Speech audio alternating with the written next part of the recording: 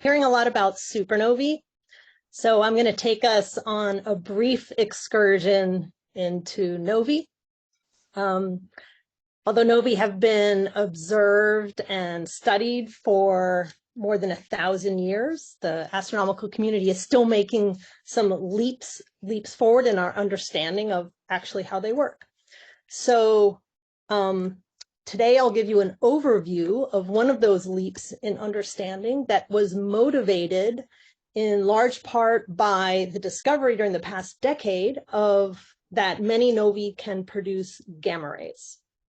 And a lot of what I'm going to talk about meday is covered in more detail in the very nice recent annual review by Laura Chomick, Brian Metzger, and Ken Chen.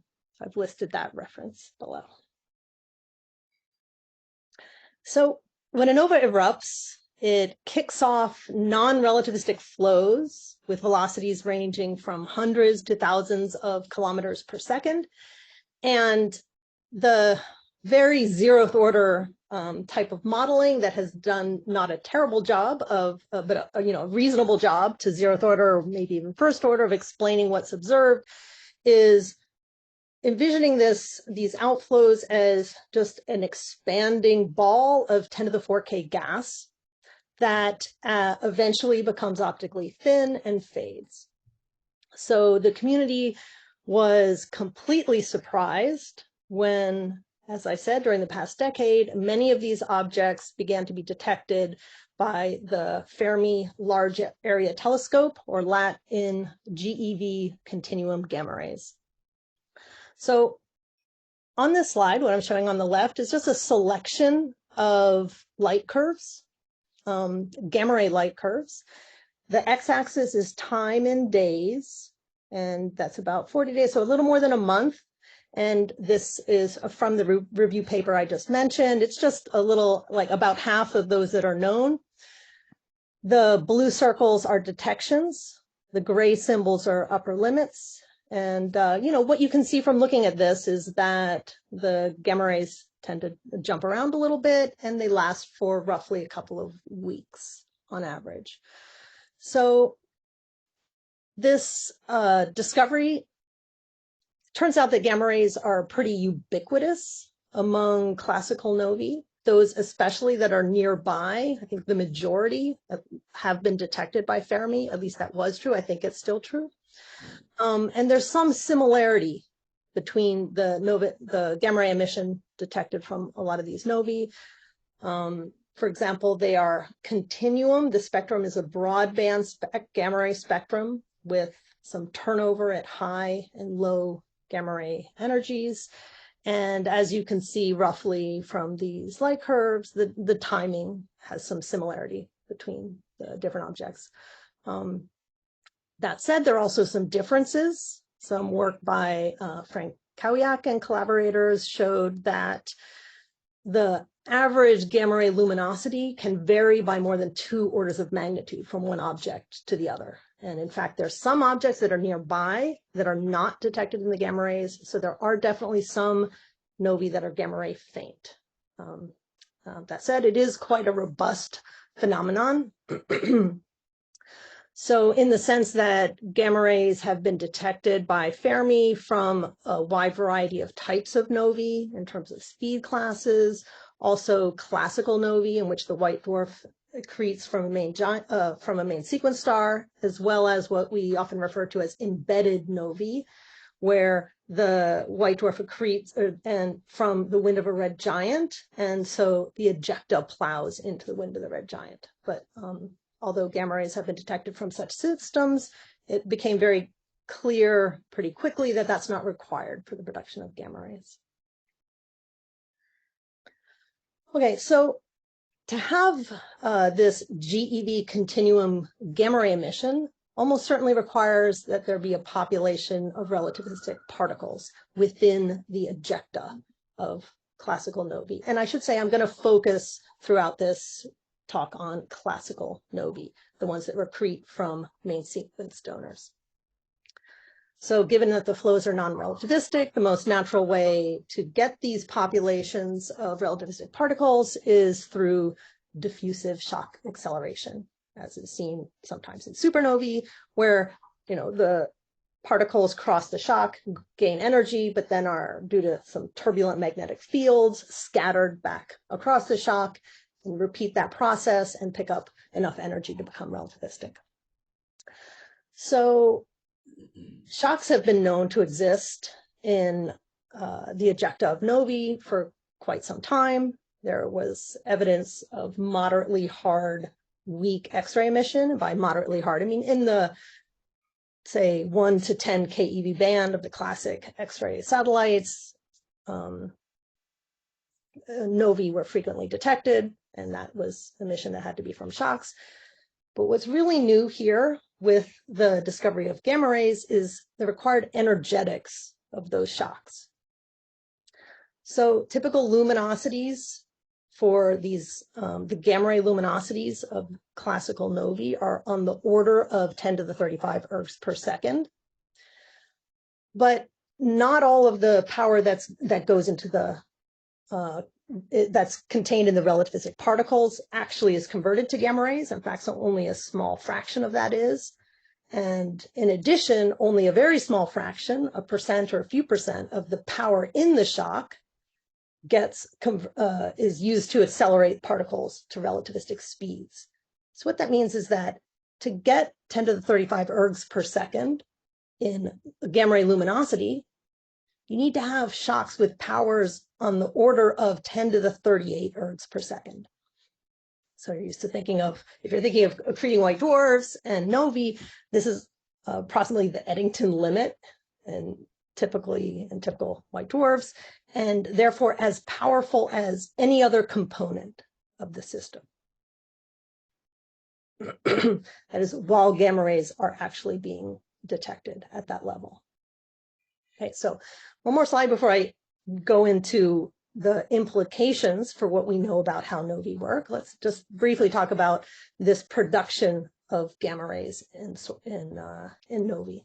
So here's a figure from, again, the review paper by Laura and Ken and Brian Metzger.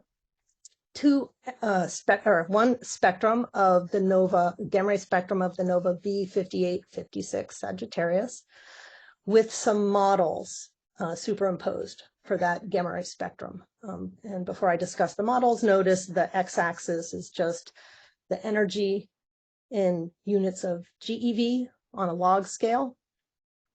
Okay, so the left plot, the spectrum is fit with a so-called leptonic model. This is one of the two categories of scenarios for how you can produce gamma rays that have been discussed extensively in the literature.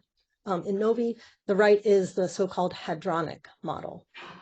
And I want to start by looking at the right-hand plot, and there notice that there's a very dominant component to that model. It's this light blue that's so close to the total that you can practically not see it. And this corresponds to the decay of neutral pions. And the way you get neutral pions is you have relativistic protons, excuse me, that collide with protons in the dense ejecta from the nova. Those produce neutral pions. Those decay into two gamma ray photons. Okay, on the left, in the left plot, we have the same spectrum, I think, fit with the leptonic model. There are two dominant components. If you have relativistic electrons, you can have inverse Compton scattering, contributing preferentially at the high gamma ray energies, and just Bremsstrahlung emission from that population of electrons at the slightly lower gamma ray energies. Currently, the hadronic scenario is favored.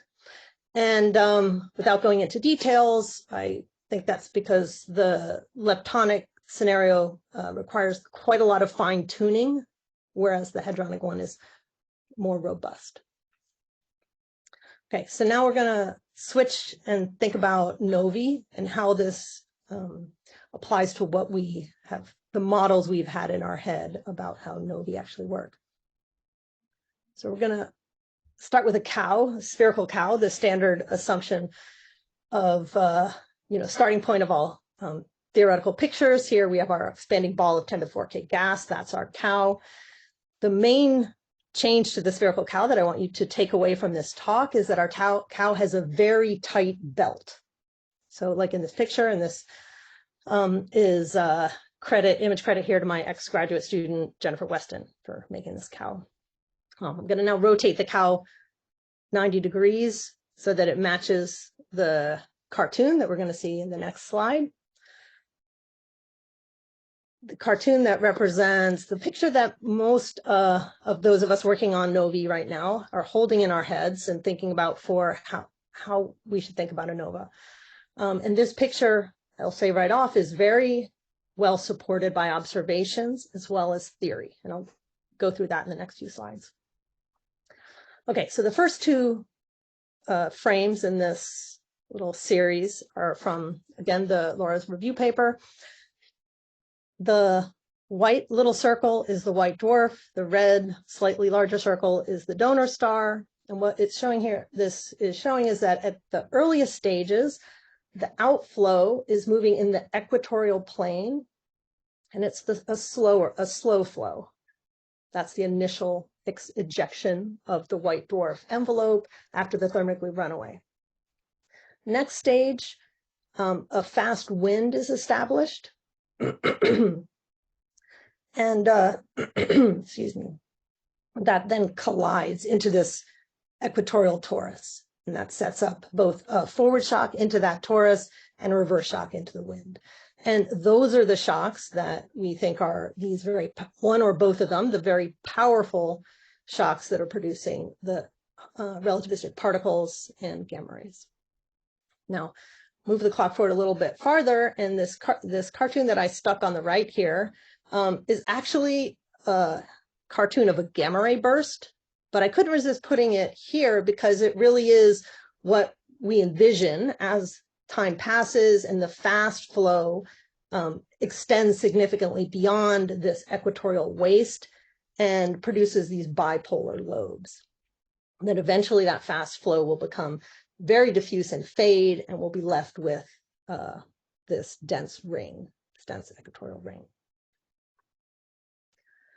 Okay, so what is the evidence we have for this picture?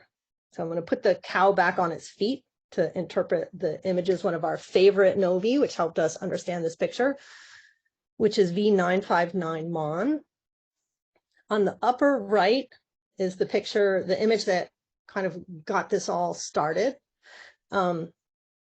This is a composite radio image, and the color traces thermal emission. This is a few months after the ignition of this nova. And that's for those who do radio, it's 35 gigahertz, I think, radio emission with the VLA. And the contours, the black contours, are low frequency emission that traces radio synchrotron, so non-thermal emission. And what's important to think about here, what gives you synchrotron? Relativistic particles. So this image is showing where the overall bulk flow is at this time, a few months into the eruption, and also showing us where the relativistic particles are. Now, referring to our cow, this is in fact the way this nova is oriented. There's this waist, north-south in the center. And so this location of these relativistic particles is right where the fast flow collides with this slower waist. So this is consistent with that picture of that fast flow setting up shocks that accelerate particles.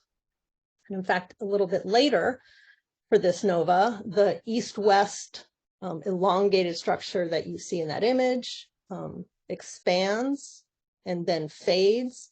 And later imaging shows a north-south structure, which is that denser, slower waist.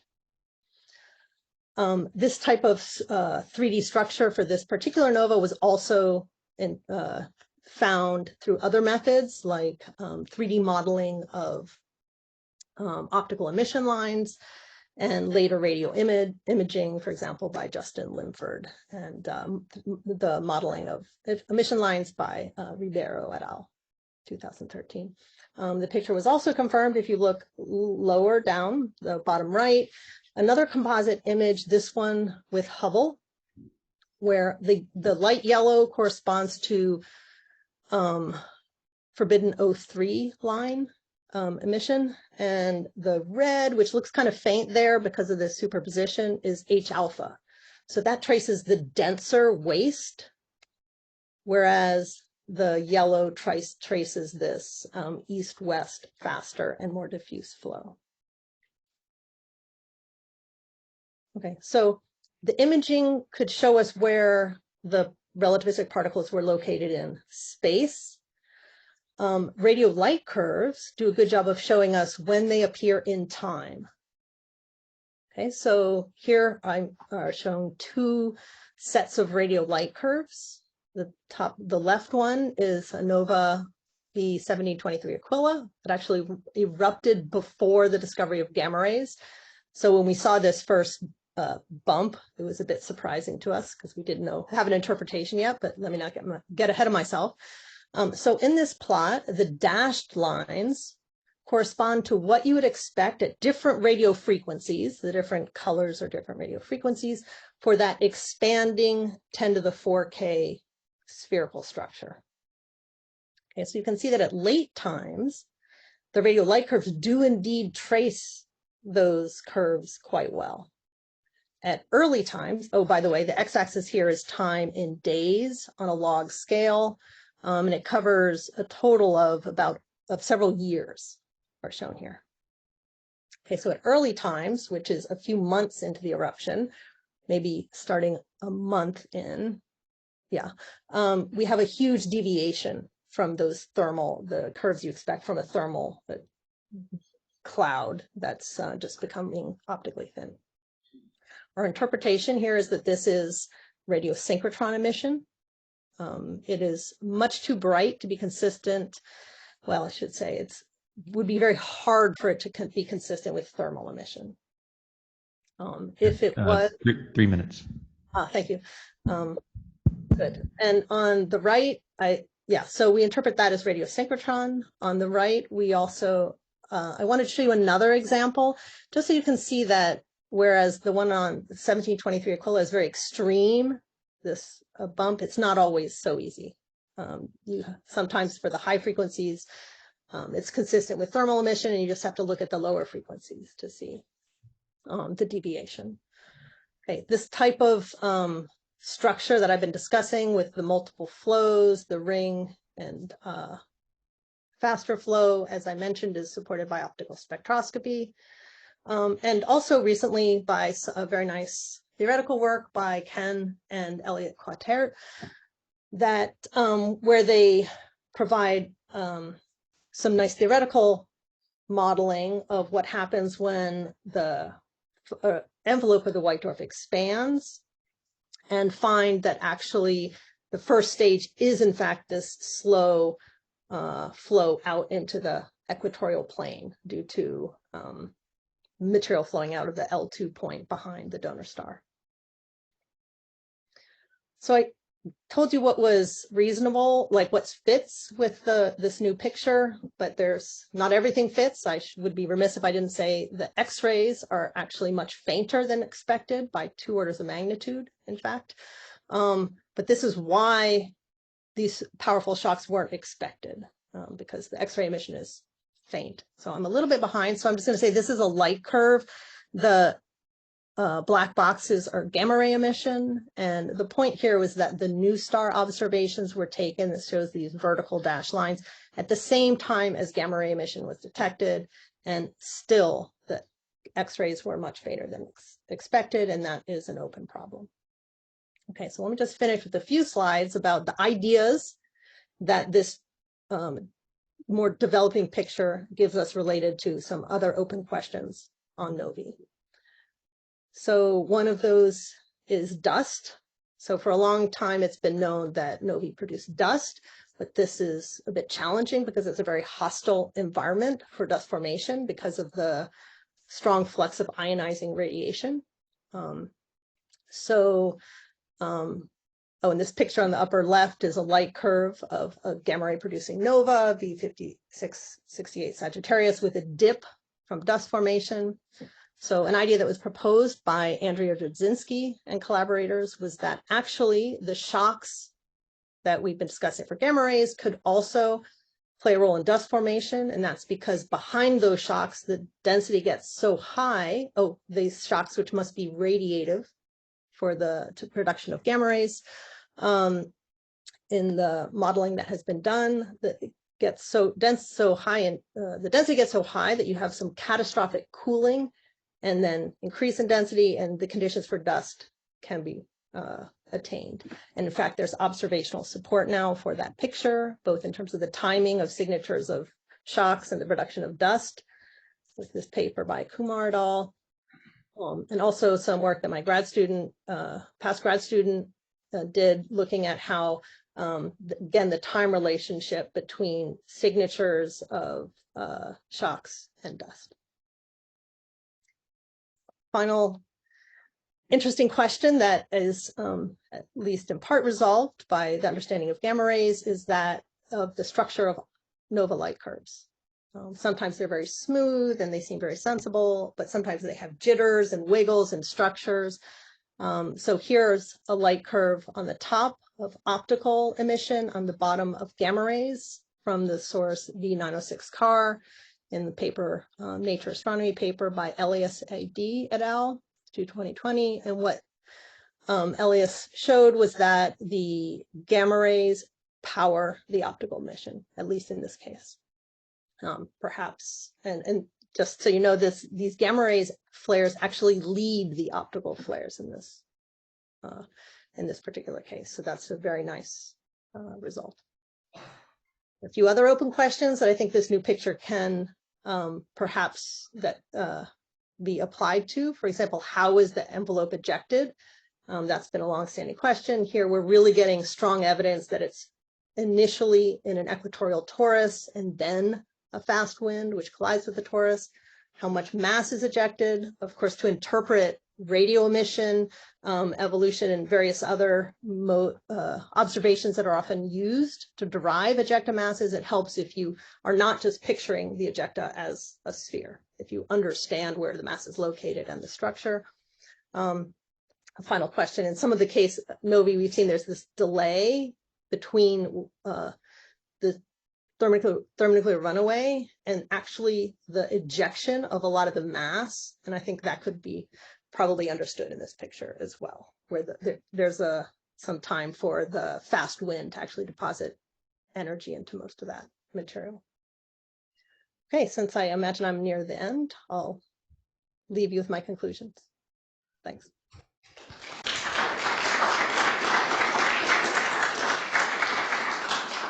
Thanks, Jeno. Time for questions. Ken, should I stop the share or keep, I guess, in case? Keep sharing. Hey, Jeno, this is Boris. What leads to the equatorial outflow in the first place? Why is it not spherically symmetric?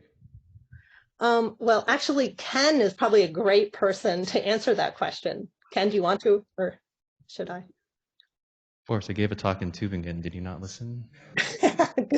You weren't on Zoom? I talked about it with you in the room too. Really quick, the basic idea is that the companion, the gravitational influence of the companion pulls the material that's initially coming off the white dwarf into the equatorial torus. So the material at first is coming out with such low velocities that it can't escape the influence of the companion. And that actually takes place for most of the mass that gets ejected. Something like 90% of the mass that gets ejected is coming off too slowly to escape the companion. Laura. I'd just like to point out that that same material might be a pretty good sink for angular momentum in these binaries for the talks we heard yesterday about consequential angular momentum loss. Final point of my conclusions. This picture should be taken into account when considering CV evolution and the evolution of mass of the accreting white dwarf. Hi, Jeno, it's Paula. Do you see the gamma rays from recurrent novae as well as from just the classical ones? Timescale's yeah. too short. Yeah, I think so. So RSO, right? Yep. Yep. And I didn't get into this, there's so many details, but RSO was actually detected in the TeV. But that's a whole different story because there's external material, the red giant wind, that collides with. But, yeah. Right, yeah, so I was wondering if the conditions are different for the recurrent, you still see the same kind of evolution of the. But it's an interesting question because T-Pix, on the other hand, which is classical recurrent nova, I believe was not detected. And USCO was also not detected. So there's yeah. mix. USCO is a subgiant donor. Yeah, which raises a lot of questions that I didn't have time to get into, like do they have radiative shocks? A recurrent nova has a faster ejecta and might not meet the conditions for the shocks being radiative, but there could be a difference there, Paula. Yeah, geometry might also be different because in RSO, if there's a wind, and so the nova ejected might be hitting the wind and causing gamma rays there, whereas regular classical novae with main sequence donors, there's sort of like self-induced shocking where there's these two modes of outflow as opposed to an outflow hitting a wind.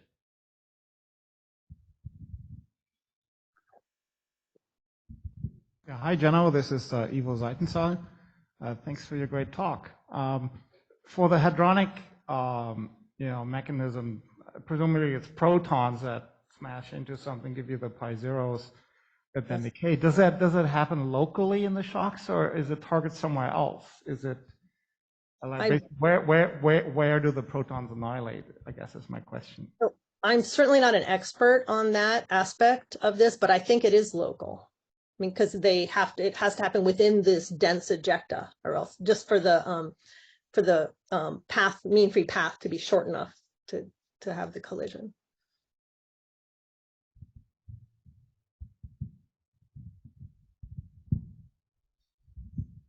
Hi, this is JJ. Thanks for a great talk. Is the fact that we don't see jets in any of these systems at all constraining? Well, interesting you bring up jets. I think we do sometimes see jets, but that's my favorite case is an unusual one that we already mentioned, which is RSO, because it's one of these embedded novae in a very wide binary with an extremely large accretion disk. And even in that case, it's not clear. I think there was some evidence for not only lobes, but also jets. And I know that some people have claimed evidence for jets in the optical spectroscopy, but it's they're often very messy systems. If you remember, actually, I showed an HST image of V959 MON, and I've just been talking about an equatorial waist and then shaped kind of bipolar lobes. But if you look carefully at that, there's actually two knots, which look like they're kind of like ends of jets, and there's a smaller structure inside. So there's a lot of complexity there. And I wouldn't say that jets are totally ruled out, although the big obvious jets are not common.